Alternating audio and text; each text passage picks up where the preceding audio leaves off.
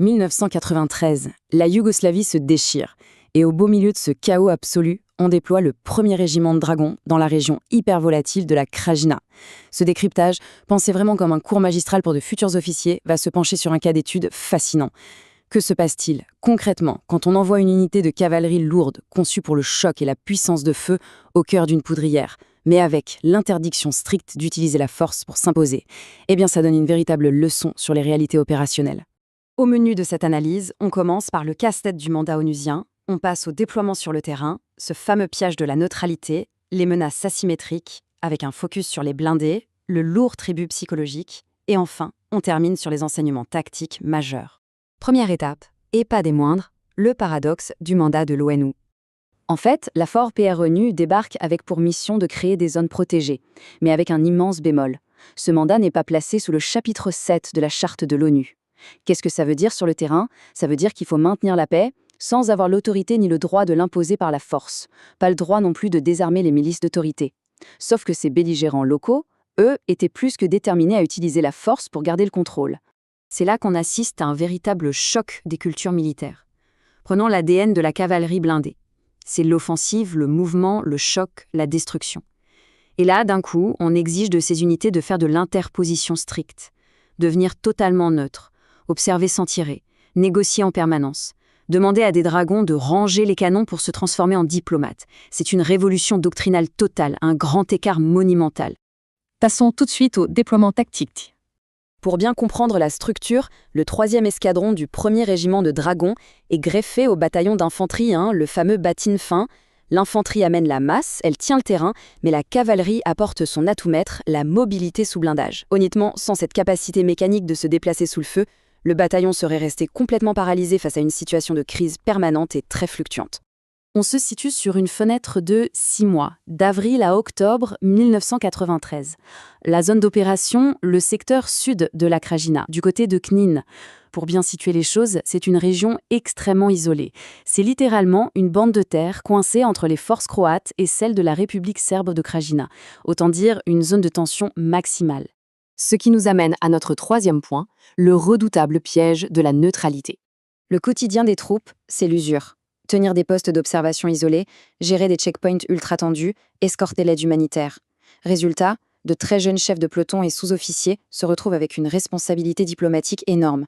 À la moindre altercation, il faut un sang-froid absolu. D'ailleurs, fait incroyable, face à des miliciens nerveux à un barrage, la solution passait rarement par le canon du blindé. C'était souvent un paquet de cigarettes partagées ou un simple café qui désamorçait l'incident. C'était littéralement la diplomatie de la cigarette sur le terrain. Et cette dynamique devenait encore plus toxique avec les convois humanitaires. L'objectif, sur le papier, était noble, protéger le ravitaillement, amener les vivres et les médicaments aux civils enclavés. Sauf que la réalité, c'est que la logistique humanitaire était sans cesse prise en otage. Les milices bloquaient les routes et s'en servaient comme levier de chantage politique contre l'ONU. Les casques bleus français devaient s'interposer, négocier pied à pied, avec pour seule arme une légitimité internationale que les seigneurs de guerre locaux méprisaient royalement. 4e volet de cette analyse, les menaces asymétriques et l'emploi des blindés. C'est le nœud du problème. Comment assurer la sécurité de soldats lourdement équipés, mais qui n'ont pas le droit de frapper en premier? On a des blindés, oui, mais comment on survit dans un environnement truffé de menaces non conventionnelles, sournoises, sans pouvoir prendre l'initiative du combat? La pièce maîtresse pour répondre à ça, c'était le VAB, le véhicule de l'avant blindé. Côté positif, avec son blindage et sa mitrailleuse de 12.7, c'était la bulle de survie parfaite contre le harcèlement des snipers et les éclats d'artillerie. Mais le gros point noir, c'était sa vulnérabilité face aux explosifs improvisés et aux mines anti-chars.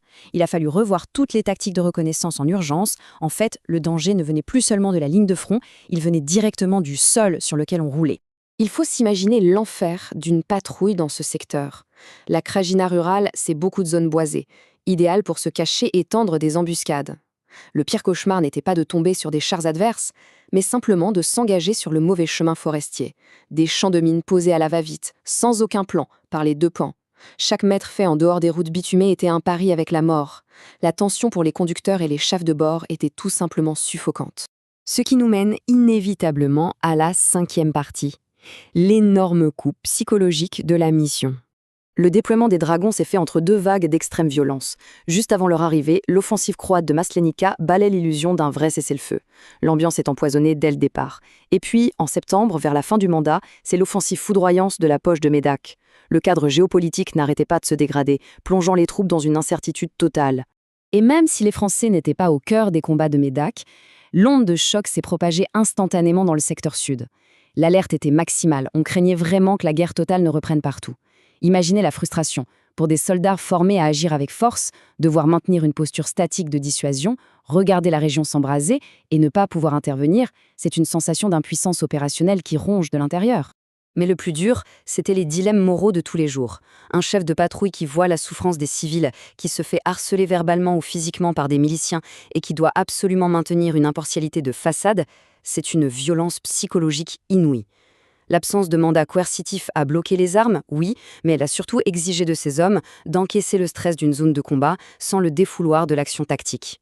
C'est là que la notion de victoire militaire a complètement changé de sens. On ne mesurait plus la réussite au nombre d'ennemis détruits ou de collines capturées. Pas du tout. Le succès, dans cette mission d'interposition, c'était invisible. C'était un jour de plus sans que personne ne s'entretue. C'était un camion de médicaments qui arrivait à passer un barrage. La victoire, c'était le statu quo. Et ça, mentalement, pour des troupes d'assaut, c'est très difficile à intégrer. Enfin, 6e et dernière partie, les grandes leçons opérationnelles. On peut tirer 3 enseignements majeurs pour les futurs officiers qui étudient cette période. 1.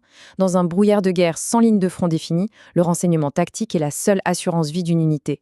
2. La doctrine de la cavalerie blindée a dû s'adapter brutalement. Le blindage seul ne sauve pas face aux mines, c'est l'agilité et l'adaptation des procédures de reconnaissance qui font la différence. Et 3, on a commencé à faire reposer une charge stratégique immense sur les épaules de très jeunes officiers, laissés seuls face aux diplomaties locales et aux chefs de guerre. Pour conclure, cette expérience du 1er régiment de dragons en 1993, elle ne fait pas que marquer l'histoire de la Fort-Prenou.